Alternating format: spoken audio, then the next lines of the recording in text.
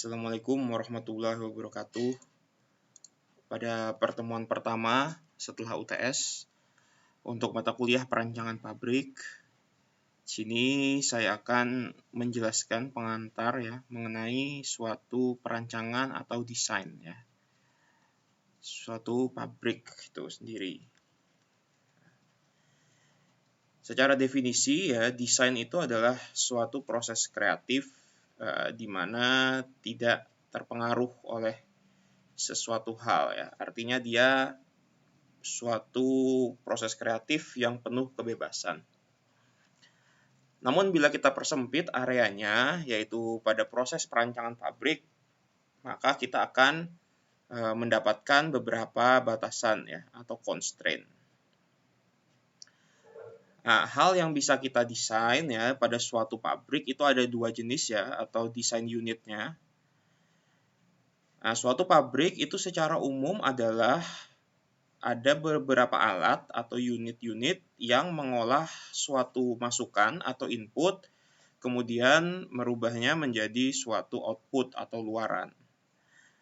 Nah, input dan output ini biasanya berbentuk stream atau aliran, baik bahan padat, cair maupun gas. Tapi di dalam unit itu sendiri, itu juga ada suatu perancangan atau desain suatu metode kalkulasi.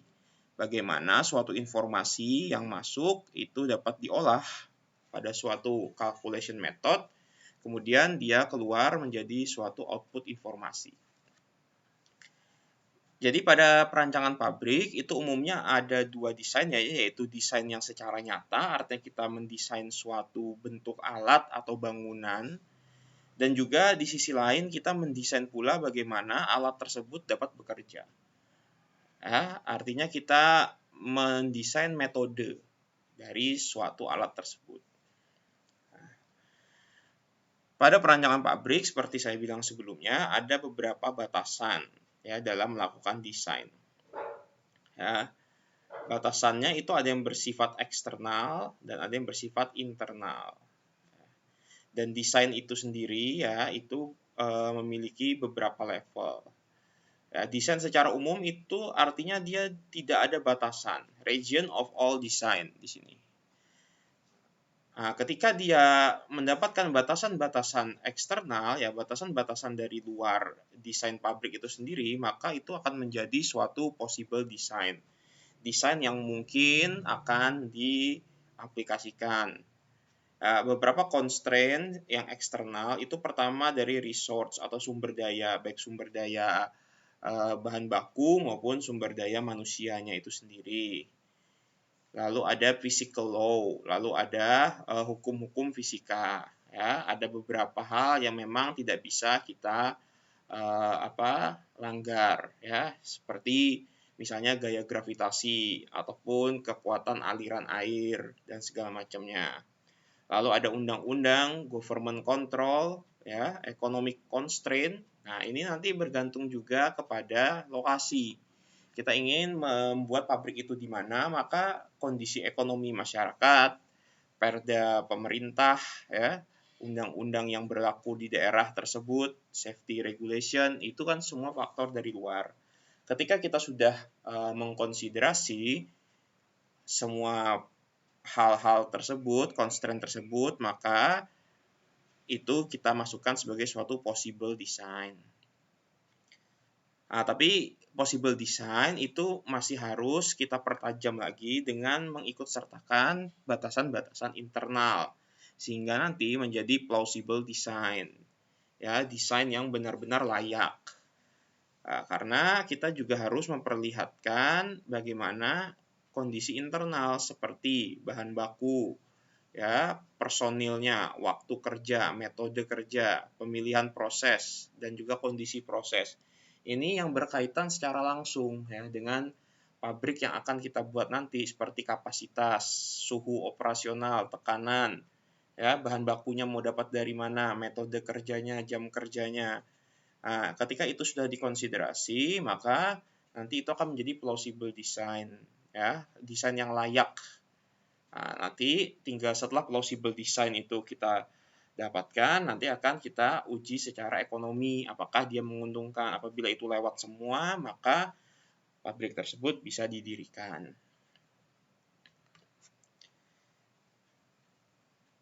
Nah, desain ya, suatu proses desain itu ada tujuannya ya. Tujuan pertama itu adalah memodifikasi ya, modifikasi suatu sistem yang sudah ada sebelumnya. Baik itu untuk meningkatkan performa maupun untuk meningkatkan efisiensi. Tapi ada juga objektif kedua, kita melakukan desain di suatu pabrik itu bila ingin meningkatkan kapasitas. Atau yang ketiga, kita ingin menambahkan suatu proses baru pada area tersebut. Sehingga ini harus jelas objektifnya apa. Ya, objektif dari kita ingin mendesain itu apakah kita ingin memodifikasi yang sudah ada atau menambah sesuatu, jadi artinya meningkatkan kapasitas, atau kita ingin membuat suatu proses yang benar-benar baru dari nol. Karena nanti berkaitan juga dengan collection of data, ya, data-data yang perlu dikumpulkan, metode yang perlu dipilih, itu nanti akan berkaitan. Karena bila kita melakukan peningkatan kapasitas, maka metode dan data-data itu sudah ada sebelumnya. Begitupun bila kita melakukan modifikasi, artinya data-data itu sudah ada. Beda cerita dengan misalnya kita ingin melakukan proses yang baru dari nol, maka data itu mungkin akan sedikit lebih sulit untuk di-collecting.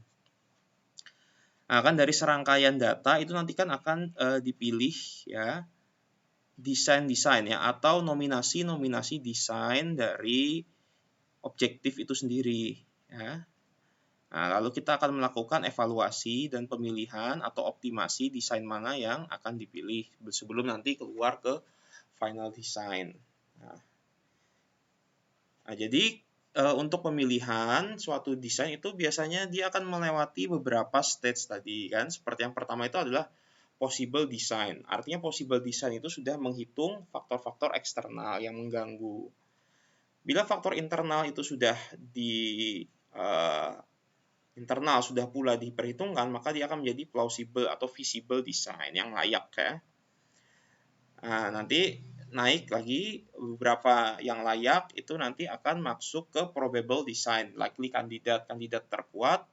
Nanti yang paling optimum ya, optimum itu baik optimum dari segi jumlah personil, optimum dari segi energi maupun optimum dari segi ekonomi, itu nanti akan menjadi best design yang akan dipilih untuk dilakukan objektifnya.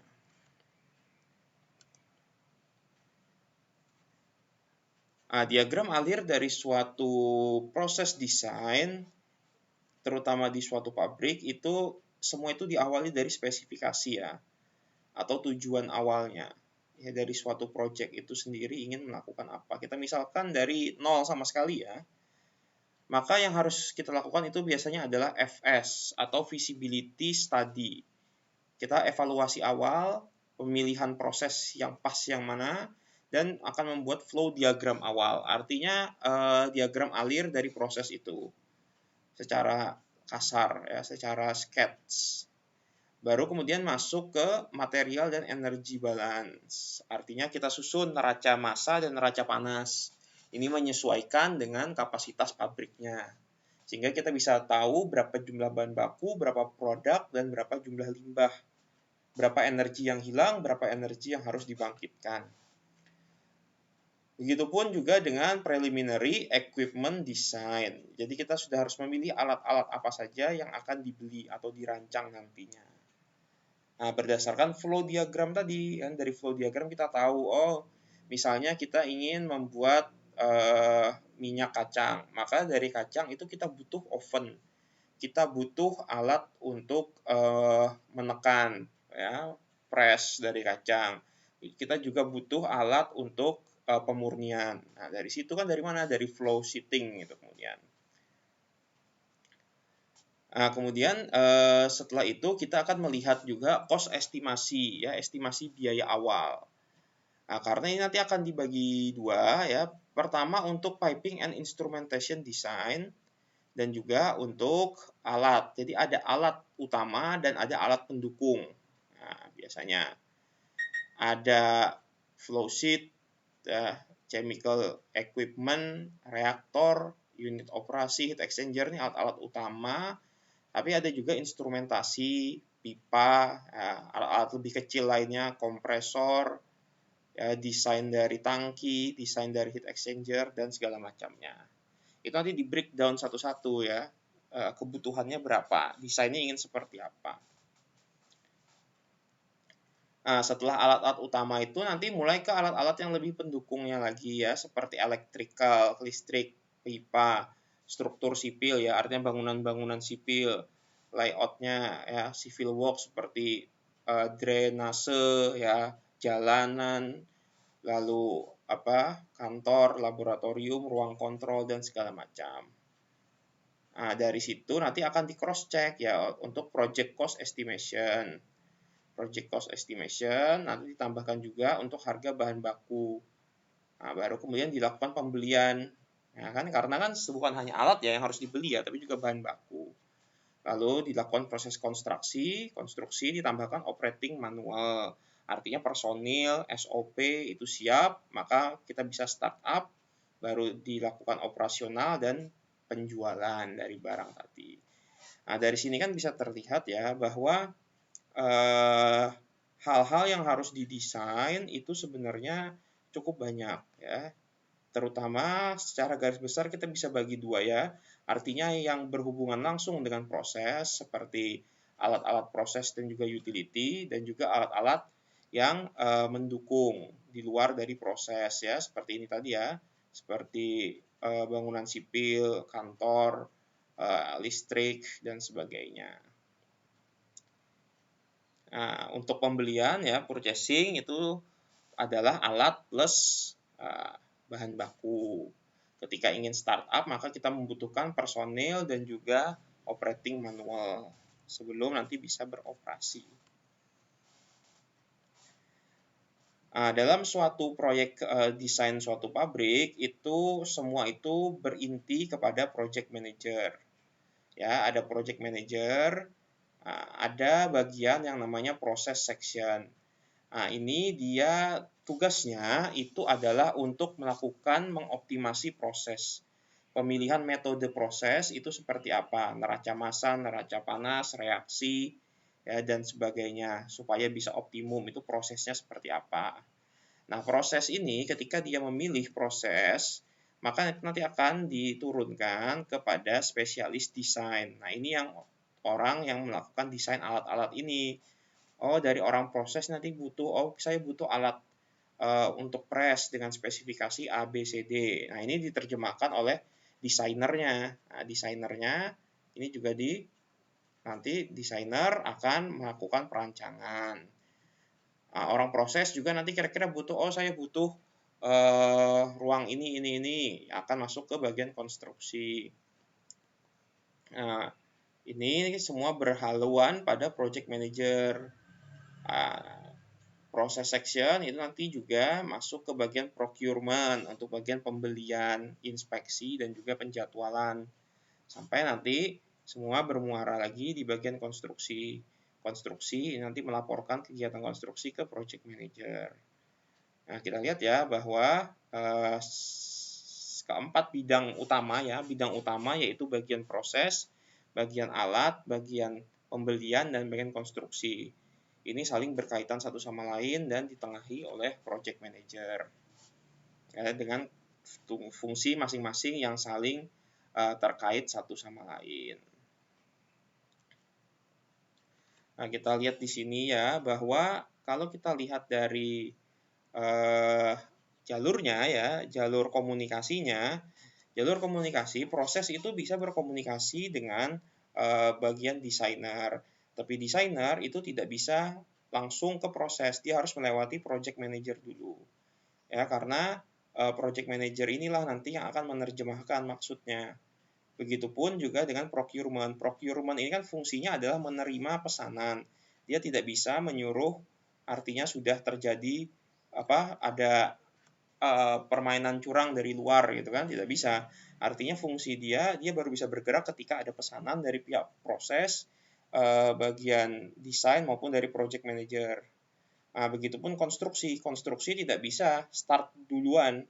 Ya, konstruksi tidak bisa start ketika belum ada perintah dari procurement, artinya barang belum tiba, dan juga belum ada perintah dari proses. Nah, desainer tidak bisa menyuruh construction tanpa melalui pihak proses. Artinya semua itu nanti harus melalui project manager. Ini semacam jembatan antar 4 bagian utama dari suatu proyek pembangunan pabrik. Nah, bila kita bicara bagian proses section ya, di mana nanti Anda itu akan banyak bergerak di sana, ya intinya kan dari suatu proses itu kita mendesain ya suatu cara agar feed stream ya, agar aliran bahan baku itu dapat menjadi aliran produk. Apapun yang terjadi di dalam sini. Nah, kita akan mendesain blok ini ya. Nah, blok ini biasanya secara umum itu ada 6 tingkatan. Ada 6 tingkatan, di mana setiap tingkatan itu terdiri dari alat-alat. Ya, alatnya bisa 1, 2, 3, dan seterusnya.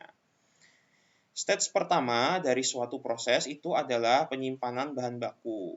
Ini bisa ada, bisa tidak. Apabila bahan bakunya itu tidak perlu penyimpanan, artinya dia sistem pembuatannya adalah just in time, ya artinya begitu bahan masuk langsung diolah, maka stage 1 ini tidak perlu ada. Tapi bila ada stok bahan baku, maka kita membutuhkan alat seperti minimal misalnya gudang, lalu alat transportasinya seperti pipa, pompa, maupun konveyor.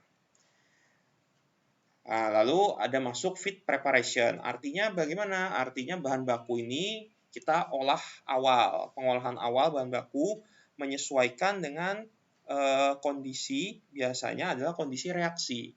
Karena di stage 3 itu adalah reaction. Nah, reaction itu adalah kondisi merubah ya bahan baku menjadi produk. Disinilah titik utamanya ya, titik di mana produk itu mulai muncul di stage 3. Nah, ketika produk mulai muncul, itu kan kemungkinannya adalah menghasilkan produk, menghasilkan sisa bahan baku, dan juga menghasilkan limbah. Maka harus masuk ke stage 4, yaitu product separation, di mana bahan baku yang tidak bereaksi ya, atau yang tidak berubah menjadi produk itu dikembalikan ke feed preparation, sementara limbahnya itu akan dibuang, dan bila produknya itu akan diteruskan ke product purification. Product purification ini tujuannya menyesuaikan produk spesifikasinya dengan yang dibutuhkan pasar. Ya, jadi harap bedakan stage 4 dan stage 5 ini. Stage 4 ini tujuannya hanya untuk memisahkan supaya produknya itu benar-benar tidak tercampur dengan bahan-bahan lain. Namun di stage 5 tujuannya itu lebih kepada melihat bagaimana produk ini nanti ada di pasaran. Spesifikasi apa yang dibutuhkan pasar. Lalu di stage 6 itu akan product storage, artinya produknya disimpan atau di packing untuk kemudian dijual.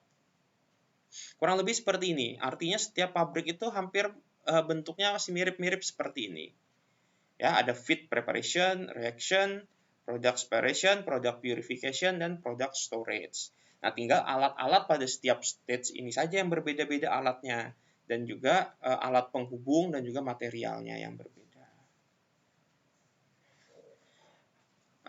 Onion model dari suatu proses desain itu sebenarnya intinya yang harus pertama kali disiapkan itu adalah reaktor ya. Reaktor atau alat yang melakukan perubahan dari bahan baku menjadi produk. Itu adalah reaktor. Ini yang harus didesain pertama. Center dari suatu pabrik ya, pusat dari kegiatan suatu pabrik itu adalah reaktornya.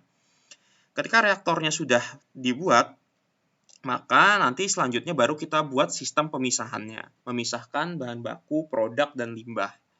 Dan juga sistem recycle-nya. Artinya bagaimana bahan baku itu yang belum bereaksi bisa dikembalikan. Ya. Baru kemudian kita melihat membuat sistem heat recovery. Ya, heat recovery system artinya bagaimana panas-panas atau energi yang terbuang itu bisa dikembalikan. Nah, baru kemudian kita masuk ke bagian heating and cooling utility. Nah, ini alat-alat pemanas, alat-alat pendingin, ini mulai dirancang. Sampai nanti water and effluent treatment. Artinya ini baru bagian utility-nya. Kita persiapkan bagaimana menyediakan air, menyediakan mengolah limbah, dan segala macam. Intinya seperti itu. Nah ya, misalnya Anda ingin membuat seperti desain yang atas ini ya. Artinya bagaimana suatu feed ya, misalnya ada umpan, kemudian dipanaskan, kemudian dipanaskan dengan menggunakan steam, dia masuk ke reaktor, bereaksi, kemudian didinginkan. Nah, tapi kan keluarannya itu pasti masih ada feed-nya, bahan baku yang belum bereaksi, ada produknya, dan ada limbahnya. Nah, kan ini kan suatu proses awalnya, inti dari awalnya kan reaktor ini, awalnya. Nah, baru kemudian kita lihat selanjutnya bagaimana cara memisahkan 3 produk ini, feed, produk, dan byproduct-nya. Oh, misalnya dia bisa dipisahkan dengan distilasi. Yang pertama, sehingga feed yang tidak bereaksi itu bisa dikembalikan, bisa terpisah karena beda titik didih. Lalu produk dan byproduct-nya itu kemudian dipisahkan lagi dengan distilasi, sehingga kita dapat produk dan di bawahnya byproduct, ini limbah untuk dibuang. Nah, ini kan paling tidak minimal itu adalah 2 stage ini ya. Bagaimana kita menyiapkan reaktornya, ya artinya misalnya ingin membuat minyak kelapa sawit ya. Nah, di mana minyak kelapa sawit itu mulai muncul, itulah suatu reaktornya. Minyak kelapa sawit itu kan muncul di filter press ya, di screw press. Nah, maka screw press itu yang harus menjadi pusat perhatian pertama. Nah, screw press itu dirancang dengan sebaik-baiknya, kondisi kapasitasnya berapa, nanti kan keluarannya itu baru dirancang. Ya. Jadi arah pikirnya itu seperti itu. Begitupun misalnya kita ingin membuat apalagi produk-produk lain, ya, reaktor itu yang menjadi utamanya. Nah, jadi kita di reaktor itulah kita bisa tahu produk kita itu nanti ingin dimurnikan sejauh apa, gitu kan? Nah, sehingga nanti menentukan jumlah alat-alat pemisah yang diperlukan. Baik, kurang lebih seperti itu untuk pembukaan kuliah kali ini ya. Selamat belajar dan terima kasih.